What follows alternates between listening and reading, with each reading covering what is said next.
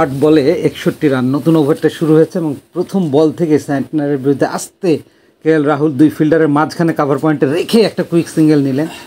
এই রানগুলো কিন্তু ভারতকে রেসে টিকিয়ে রাখবে এবং এই জুটিটাও খুবই ইম্পর্ট্যান্ট জুটি।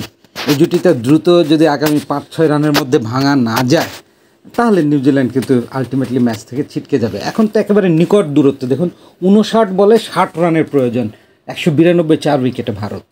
Lane ball outside of stump, এখানে টেনে ওয়ান সাইডে ঘুরেছেন, ওখানে ওয়াইড মিডনে ফিল্ডার বলের লাইনে ঘুরিয়ে ফেরত পাঠালেন। এই বল থেকে রান্নার কোনো সুযোগ নেই, ডট বল। 58 বলে প্রয়োজন 60 রান, 192 4 উইকেটে টিম ইন্ডিয়া টার্গেট 252 রান করতে হবে ইন্ডিয়াকে জয়ের বন্ধনে ডঙ্গ করতে হবে।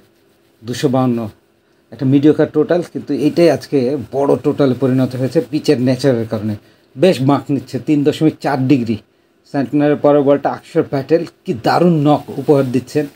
39 বল 29 রানে পৌঁছে গেলেন, একটা ভি লং অফে ড্রাইভ খেলে ইজি সিঙ্গেল নিলেন 193 4 উইকেটে। এখানে হচ্ছে ম্যাচিউরিটি অ্যান্ড সেন্সিবল ক্রিকেট খেলছে ইন্ডিয়া। একেবারে নো ডাউট, হাইলি প্রফেশনাল একটা দল, এক্সপিরিয়েন্স একটা দল। 2024 সালে তারা টি20 বিশ্ব চ্যাম্পিয়ন হচ্ছে, বিশ্বকাপে বিশ্ব চ্যাম্পিয়ন হচ্ছে, আইসিসির বৈশ্বিক আসরে অলমোস্ট চ্যাম্পিয়নের উপরে দাঁড়িয়ে রয়েছে। শ্রোতা বন্ধুরা, 57 বল থেকে 59 রানের প্রয়োজন। ক্যাপ্টেন স্যান্টনার 3 এসেছেন অ্যারাউন্ড দ্য উইকেট। ব্যাটিং প্রান্ত থেকে কেএল রাহুল, ফ্লাইটে ডেলিভারি, লফটেড শট, হাওয়াইয়া শট, বল তুমি কোথায় যাও, কোথায় যাও, ঘুরে আসতে দাও আমায়।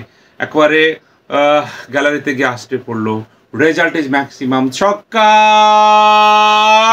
শট, ওয়ান্ডারফুল শট, 199 4 উইকেটে টিম ইন্ডিয়া। 56 বলে এখন প্রয়োজন 53। স্লটে পেয়েছিলেন, সুন্দর করে ফ্রন্ট লেগটা সরিয়ে রুম করে lofted straight drive খেললেন।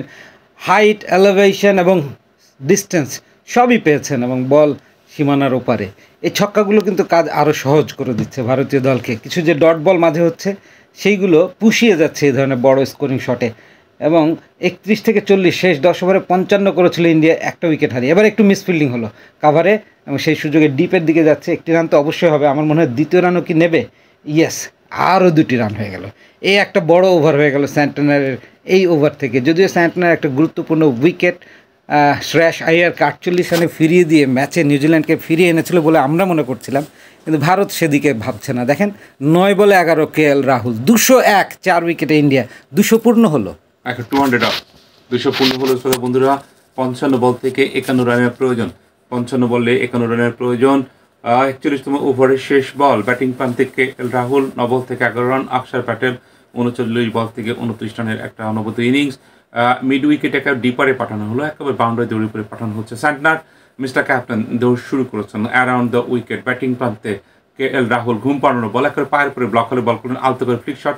Short mid উইকেটে বোলার ডান দিকে সরে গিয়ে নিজের বল নিজে কাট আপ করেন, 1 রানের জন্য জায়গা পরিবর্তন করলেন, আরও 1টি রান বাড়লো।